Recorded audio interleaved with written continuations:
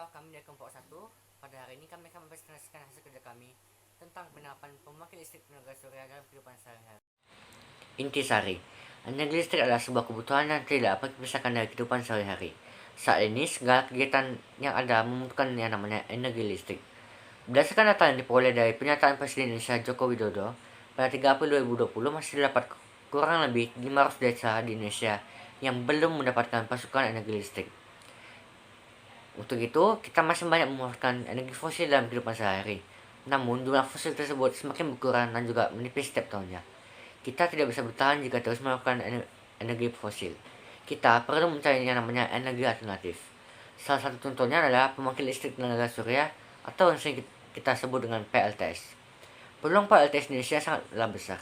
Hal itu dikarenakan Indonesia termasuk negara dengan iklim tropis, yang berarti Indonesia akan disinari oleh cahaya matahari sepanjang waktu. Selain itu, Indonesia juga dilalui oleh garis khatulistiwa yang membuat tingkat sinar matahari di Indonesia sangat tinggi. Penerapan pembangkit listrik tenaga surya dalam kehidupan sehari-hari dapat dilakukan dengan menggunakan PLTS atap. Saat ini sudah banyak rumah atau kawasan industri yang menggunakan PLTS di sini dan terbukti sangat membantu dalam mengaliri listrik. Selain itu, dengan adanya energi alternatif ini diharapkan dapat memberikan pasokan energi listrik di seluruh wilayah Indonesia, terutama yang berada di pelosok desa. Latar belakang, energi listrik tidak dapat kita pisahkan dari kehidupan sehari-hari manusia. Saat ini, pasokan utama listrik di Indonesia berasal dari energi fosil. Fosil yang dimanfaatkan secara terus-menerus dalam beberapa tahun ke depan tidak akan cukup lagi untuk memenuhi kebutuhan manusia. Sehingga diperlukan yang namanya energi alternatif.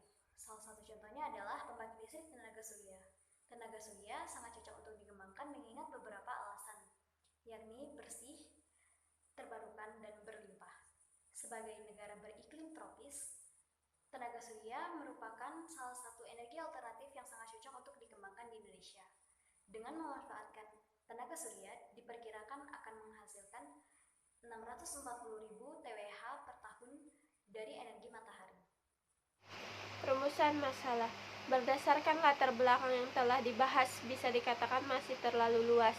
Pokok permasalahan masalah dari itu, peneliti merumuskan kembali beberapa masalah yang akan dibahas dalam penelitian ini. Adapun rumusan masalah tersebut adalah: 1. Apa saja unsur-unsur yang diperlukan dalam membangun pembangkit listrik tenaga surya? 2. Apakah pembangkit listrik tenaga surya cocok diterapkan di wilayah Indonesia? 3. Bagaimana strategi dalam menghadapi masalah pada biaya instalasi yang tinggi?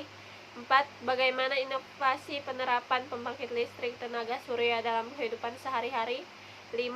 Apa saja dampak dari penerapan pembangkit listrik tenaga surya dalam kehidupan sehari-hari?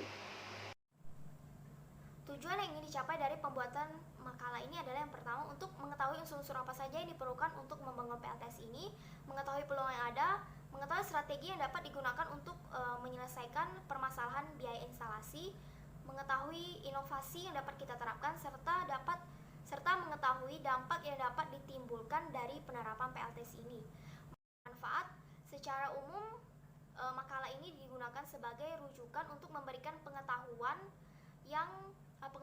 tentang penerapan PLTS ini di kehidupan kita sehari-hari sebagai energi alternatif pengganti energi fosil yang memiliki potensi cukup besar di wilayah Indonesia.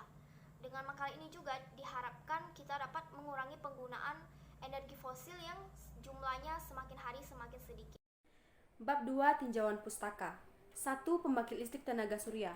PLTS adalah pembangkit listrik yang mengubah energi surya menjadi energi listrik. Proses konversi energi cahaya matahari menjadi energi listrik ini dikenal dengan istilah proses fotovoltaik.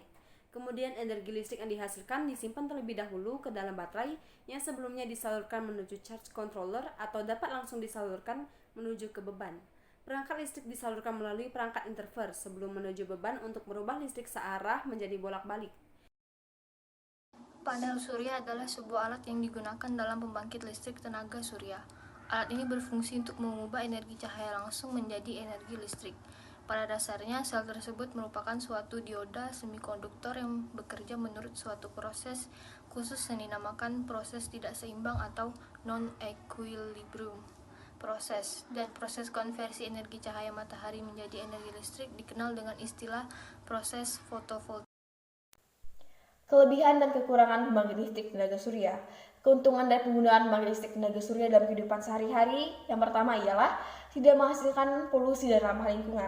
Tidak ada polusi dalam pengoperasian sel surya karena sel surya tidak menghasilkan dampak samping seperti asap pembakaran yang dihasilkan pada mesin yang menggunakan bahan bakar fosil.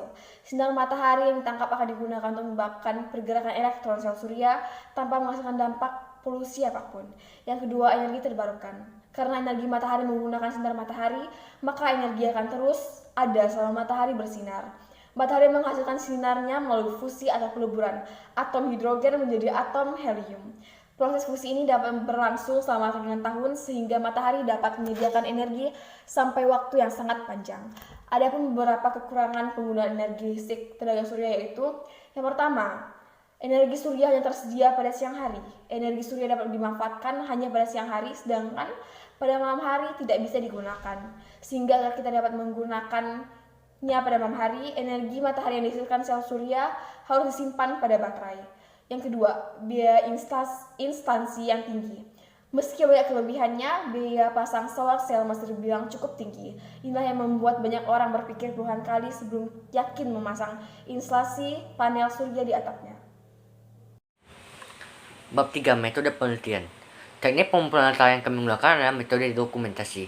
Teknik ini adalah teknik pengumpulan data dengan cara melihat sumber-sumber dokumen yang ada kaitannya dengan jenis data yang kami perlukan. Maka daripada itu, diperlukan cara yang efisien untuk mengambil dokumen. Untuk melengkapi kekurangan dan juga kelemahan metode dan juga observasi. Data yang digunakan dalam penelitian karya tulis ini adalah data sekunder. Data sekunder adalah data yang diperoleh dari pihak atau sumber lain yang telah ada dan dapat dipercaya kebenarannya. Kemudian teknik analisis data. Teknik analisis data yang kami gunakan adalah metode reduksi data. Metode ini dilakukan dengan cara merangkum, memilih hal-hal yang pokok, memfokuskan pada hal-hal yang penting, mencari tema dan polanya, serta membuang hal-hal yang dikira tidak perlu. Dengan demikian, data yang telah direduksi akan memberikan gambaran yang lebih jelas dan juga mempermudah peneliti dalam mengumpulkan data selanjutnya. Dapat dikatakan bahwa reduksi data merupakan proses berpikir sensitif yang memerlukan kecerdasan dan juga keluasan ke dalam wawasan yang tinggi. Bab 4. Hasil dan pembahasan. Unsur dalam pemanfaatan pembangkit listrik tenaga surya. Yang pertama, sel panel surya. Yang kedua, charge controller. Yang ketiga, baterai. Dan yang keempat, AC atau DC inverter.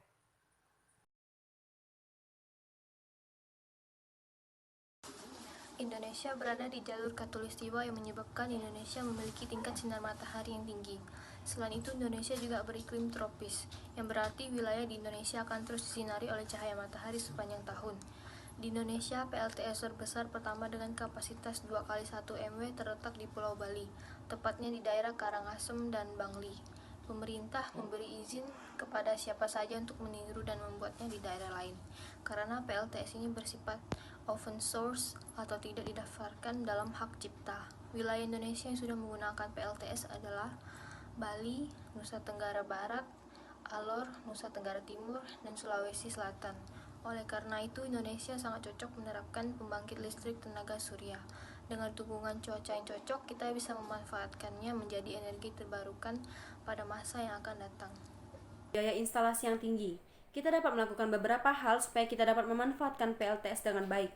Walaupun biaya instalasi yang cukup mahal, jika dilihat dari sisi manfaat, kita dapat mengurangi penggunaan energi fosil yang semakin menipis. Berikut ini beberapa strategi yang dapat dilakukan pemerintah dalam rangka mengurangi biaya instalasi.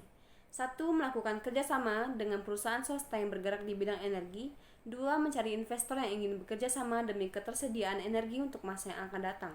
Yang ketiga, memberikan subsidi kepada warga yang kekurangan dalam ekonomi. Dan yang terakhir, memanfaatkan orang yang ahli dalam bidang energi dalam melakukan riset selanjutan sehingga dapat mengefisiensi biaya yang digunakan.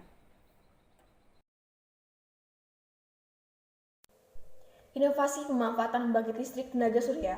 Pemanfaatan pembangkit listrik tenaga surya yang dapat dilakukan terutama dalam kehidupan sehari-hari sangatlah banyak. Pemanfaatan energi listrik ini digunakan supaya kita dapat mengurangi penggunaan energi fosil dan juga memanfaatkan energi terbarukan.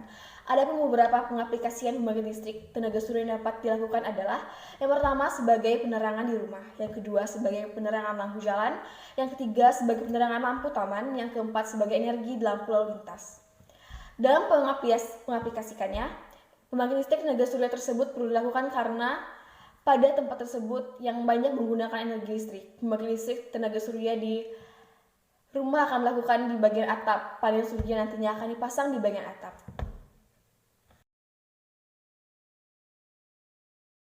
Dampak penerapan pembangkit listrik tenaga surya. Dalam menerapkan pembangkit listrik tenaga surya dalam kehidupan sehari-hari, hal ini tentunya sangat membantu dalam hal mengurangi penggunaan bahan bakar fosil yang jumlahnya sudah sangat terbatas. PLTS ini menjadi alternatif yang cocok untuk diletakkan pada daerah-daerah terpencil yang belum terjangkau oleh listrik tersebut. Apalagi di Indonesia menjadi wilayah yang mudah untuk mendapatkan sinar matahari dalam jumlah yang banyak. Sehingga dengan membangun PLTS, masyarakat mudah untuk mendapatkan pasokan listrik dalam jumlah yang besar. Dengan demikian, hal ini dapat membuat seluruh wilayah di Indonesia mendapatkan energi listrik. Selain itu, dengan penerapan PLTS di kehidupan sehari-hari, kita dapat ikut serta dalam menjaga kelestarian bumi. Global warming yang terjadi di bumi sangat memberikan keresahan, dan hal tersebut harus bisa dikurangi, salah satunya dengan menggunakan energi yang ramah lingkungan. Dengan menggunakan energi yang berasal dari energi matahari, maka hal tersebut menjadi upaya yang sangat tepat agar bisa mengurangi efek dari global warming. Bab 5, kesimpulan dan saran. Kesimpulan, kondisi cuaca Indonesia yang disinari oleh matahari sepanjang tahunnya membuat wilayah Indonesia memiliki potensi yang cukup besar untuk menerapkan PLTS ini. Adapun beberapa komponen yang diperlukan dalam pembangunan PLTS ini seperti panel surya, charge controller, dan juga baterai. Dan di Indonesia sendiri terdapat beberapa provinsi yang dilihat memiliki potensi ini, diantaranya Bali, NTT, NTB, dan juga Sulawesi Selatan. Jika PLTS ini digunakan secara terus-menerus juga diharapkan dapat membantu pemerintah dalam penerapan rasio elektrifikasi hingga mencapai 100%. Saran, penggunaan bahan bakar fosil yang terus meningkat seiring dengan laju pertumbuhan penduduk yang juga semakin meningkat, maka dari itu sangat disarankan untuk melakukan kajian dan penelitian lebih lanjut tentang penerapan PLTS ini, serta untuk meningkatkan nilai keefektifan dari penerapan PLTS ini. Selain itu, kita juga sangat disarankan untuk mengurangi penggunaan bahan bakar fosil. Mungkin hanya itu presentasi yang dapat kami sampaikan. Jika terdapat kata-kata yang kurang berkenan, kami minta maaf. Sekian, terima kasih.